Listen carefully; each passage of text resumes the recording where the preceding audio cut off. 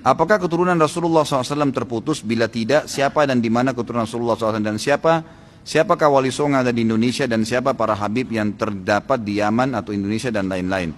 Keturunan Nabi SAW tidak terputus. Ada keturunan Nabi SAW dan kita selalu membaca di dalam tahiyat kita kan. Allahumma salli ala Muhammadin wa ala ali Muhammad. Kata-kata wa ala ali Muhammad itu berarti keluarganya Nabi SAW. Istri-istrinya, anak-anaknya tidak terputus itu. Ada riwayat lain juga sanadnya Hasan diriwayatkan oleh Imam Ahmad bunyinya Allahumma salli ala Muhammadin wa azwajihi wa dzurriyyatihi.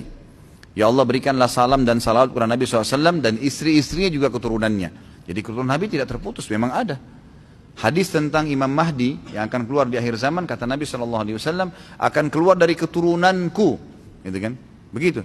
Orang yang sama dengan namaku, sama dengan poster tubuh dan paras wajahku.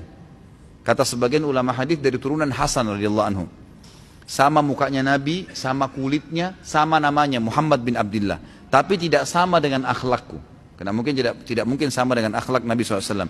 Yang akan keluar dari Madinah, lalu ke Mekah dan dibaiat oleh 300 orang, kemudian dia menuju ke negeri Syam sampai di masjid yang terkenal dengan Menara Putih, Masjid Menara Putih. Di sana dia mau sholat asar, kemudian turunlah Isa alaihissalam dan menjadi makmum ya, kepada dia, lalu kemudian bersama-sama ke Palestina. Tentu ini riwayatnya panjang, saya ringkaskan. Tapi di sini ada perkataan Nabi SAW yang mengatakan akan keluar dari keturunanku. Jelas ada keturunan Nabi SAW, gitu kan? Jadi ini tidak mungkin terputus kalau yang saya tahu. Kalau siapa keturunan Nabi SAW, ya siapa saja yang punya jalur nasab kepada Nabi SAW. Gitu kan? Siapa saja. Ya memang kalau dia punya sanad, memang dia memang nasab, masuk jalur nasabnya, dia bilang saya, ayah saya namanya fulan, kakek saya namanya, dan sampai ke Nabi SAW, ya itu berarti keturunan Nabi SAW. Berlaku itu. Dan saya tahu kalau di Indonesia ini, atau hampir di seluruh dunia ya, yang biasa diberikan julukan dengan habaib atau dipanggil habib, itu memang mereka punya jalur. Mereka punya jalur keturunan yang langsung ke Nabi.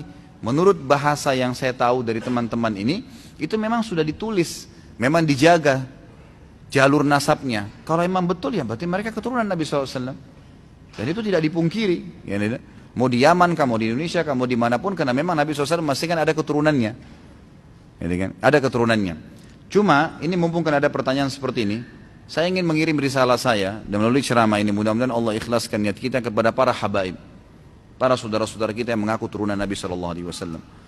Yang kami harapkan sebagai pengikut Nabi Muhammad SAW, antum ini, para habaib, berada di saf awal membela kakek antum. Gitu. Mestinya begitu. Para habib-habib yang terhormat, dan wallahi saya bersumpah di mimbar ini, kita ini mencintai Nabi SAW dan mencintai keluarganya dan keturunannya. Tidak ada yang kita benci. Ahli sunnah wal jamaah wajib mencintai keluarga Nabi SAW dan juga keturunannya. Kalau antum punya jalur nasab kepada Nabi SAW, antum orang yang paling pantas untuk kami cintai, dan kami selalu membacakan salawat untuk antum pada saat sholat. Tetapi yang sering tersebar di masyarakat, malah antum kebanyakan, tidak ada orang-orang yang malah jauh dari ajaran kakeknya sendiri Nabi Muhammad SAW. Kenapa ini?